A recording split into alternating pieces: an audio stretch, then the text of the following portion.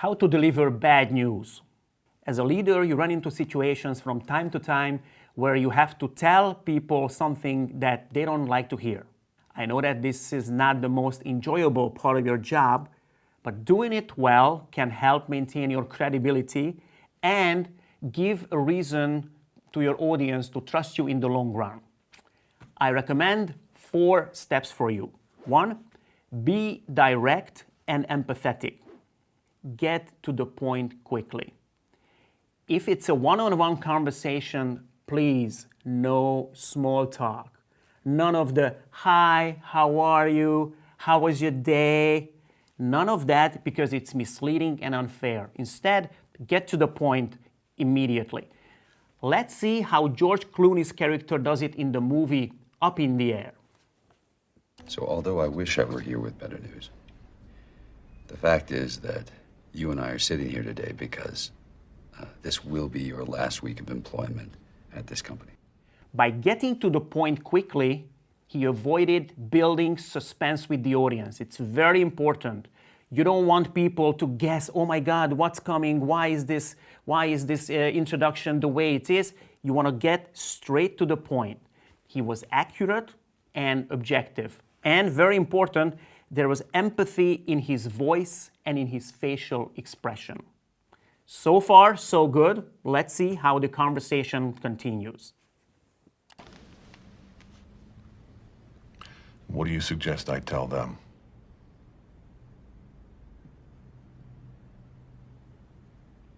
Perhaps you're underestimating the positive effect that your career transition can have on your children.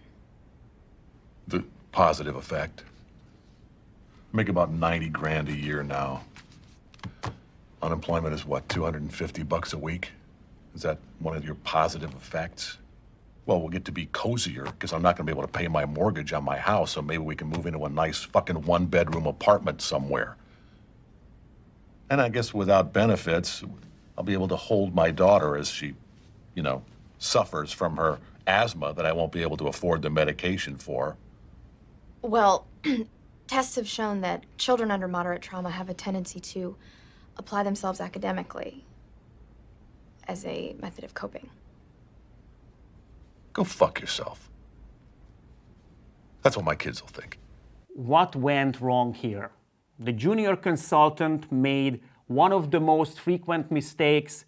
She tried to spin bad news and make it sound positive. I don't recommend it. It's like telling a friend just after an ugly breakup, she wasn't a good person anyway, you'll be much better off without her. Not a good idea. Instead, go to step number 2, give reasons for the actions taken. Now, you don't want to dwell on the past too much, so do it briefly.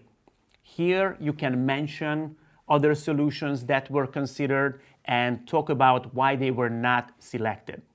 I understand that sometimes confidentiality issues can create constraints, but you can say that too. Step number 3, talk about the future. Important questions: what will happen next? How exactly will it impact the people? You want to be as specific as you can, and don't forget, empathy is important in the entire speech or the entire conversation, not just in the beginning. And finally, step number 4, listen. Listen for the reactions, for the questions. I know that it will be much easier after delivering bad news to just leave the room, but staying there and facing whatever negative reaction comes your way, you send a very strong message that you'll do things which are personally uncomfortable for you for the good of the enterprise. And that will be very important for your credibility as a leader. Thank you for watching this video. I hope you found the tips useful.